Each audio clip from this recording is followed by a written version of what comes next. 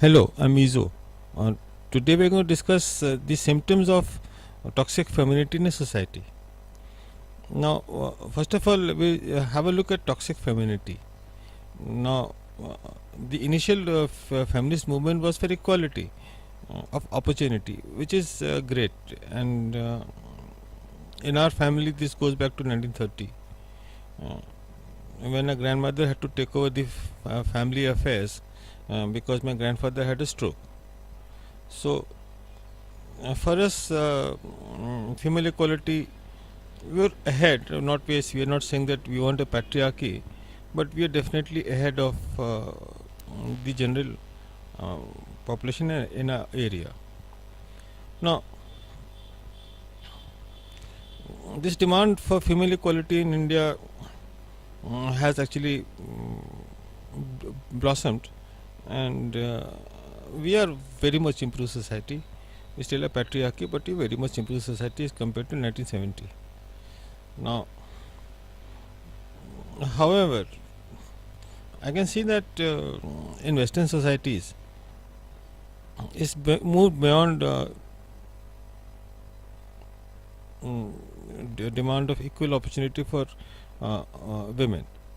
Now it is equal outcome. Now they're demanding equal outcome, which is different. Now, when you're demanding equal outcome, you are ignoring the biology and the science behind um, the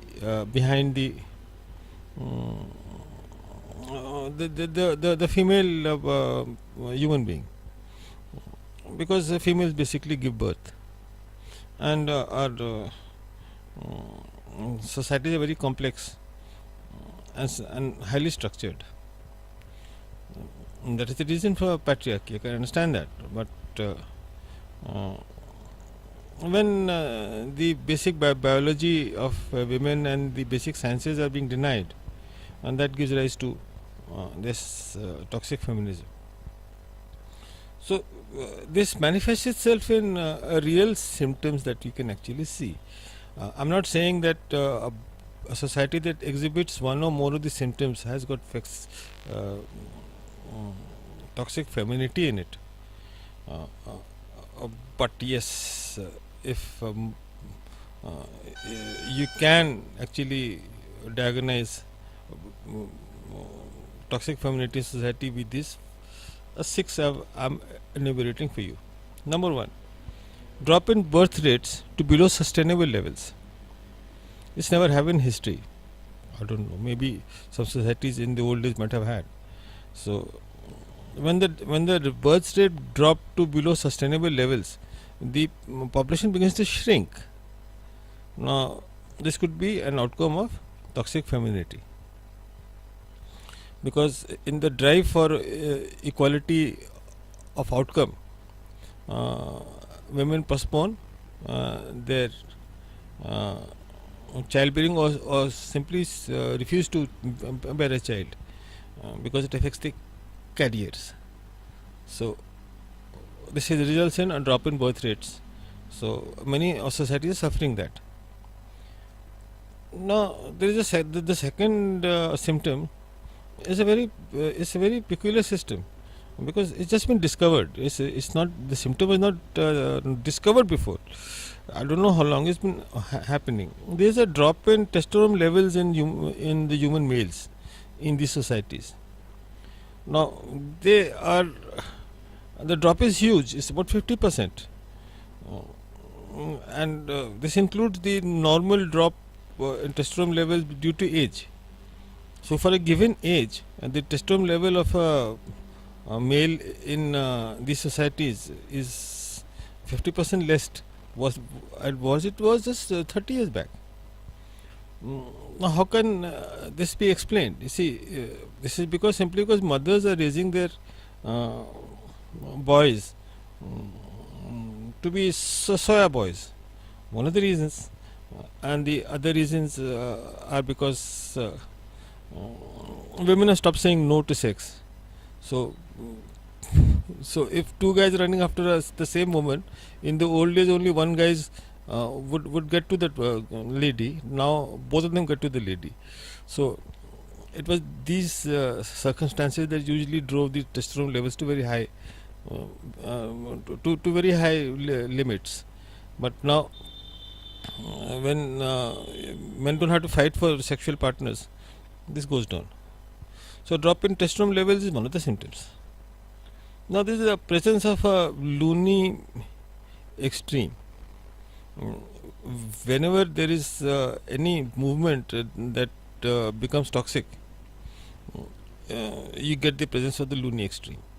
Now in feminism, the loony extreme expresses itself in many ways. One of them is they demand that the scales of justice should be, this is very dangerous actually, scales of justice should be tilted towards women, hugely tilted. And then you have them denying everything and saying that we should have women in the infantry. Well, in the Indian army, they load 40 kilos onto a body and ask them to run for a mile. And if you don't pass that, you can't become a soldier. So it is like that. So it is a very difficult thing to be because war is extreme. It's very difficult to be a soldier. But the loonies, even there also they demand it.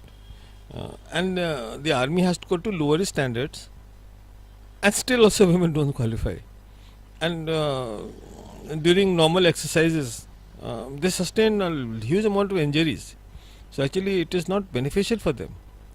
Yes, you can have all women regiments and with different physical standards. That's a different thing. But if you mix both of them together, then they don't mix. So you have this extreme, and the other also places where you can see the presence of this extreme feminism. So the presence of this loony extreme is also another sign of toxic feminism. Then see, this is the fourth one, and we like to think that the mother's womb is the safest place for a person to be in. See, because the mother actually digests food for you, and excretes for you, breathes for you, and fights infections off for you. So inside the human being, inside the mother, the human being is quite safe. In fact, the mother will fight to death for the baby inside the womb. That's the normal thing. But when toxic femininity takes over a society, there is a huge abortion rate. So it turns out that the mother's womb is the least safe place for a human being to be in. Look, there is a natural abortion rate in which people they get aborted because of medical conditions. So, and then there is a necessity because the mother might die, or there is some complication in the during delivery and stuff like that. So we have to have abortions. But if you add the natural and the abortions put together, necessary medical emergencies, then probably you will get about 2 to 3% of pregnancies ending in abortion. You are talking in terms of 50% now, way much beyond what should normally be the abortion rate. So this enormous abortion rate is a sign of toxic femininity. Then there is a huge disruption in pair bonding. I know most of you think that males are not monogamous. Well, actually, that's not the case. History has recorded that these emperors who had 1,000 wives, you're talking in terms of 1,000 wives. One of our emperors, Mughal emperors, was a person called Shah Jahan, and he had more than 1,000 wives, and he had 50 male wives, 50 male wives of all shapes and colors. But he had one favorite wife whose name was Noor Jahan, that is light of the world. And history records that Shah Jahan had about 17 to 23 children with her. And Noor Jahan died in childbirth. After having the 17 to 20, they're not even sure, they stopped counting probably. So, so that is a favorite wife. She was constantly having sex with her and getting her pregnant. You can imagine 17 children means a continuous sex for 20 years. And 23 children is more than that even. So, and all emperors who had multiple wives, they all had favorites inside them, and the favorite tended to be just one wife. So, men can go astray, but they definitely favor one woman over the other, and men, because women have got to assure paternity, women have got to be monogamous. So this, when the pair bonding is hugely disturbed, it's not just being there is a element in which say, suppose 5% that a woman will bear a child of somebody else in all societies. This is normal. That is the father who thinks is the father is not the father is about 5% in every society, 3 to 5% in every society.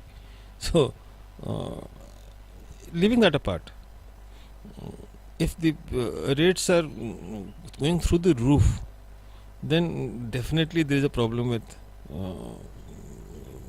the society, and this is a symptom of toxic femininity.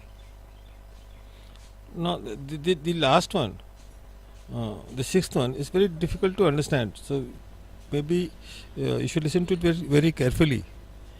And you see, in human sexuality, it is the woman who says no to sex.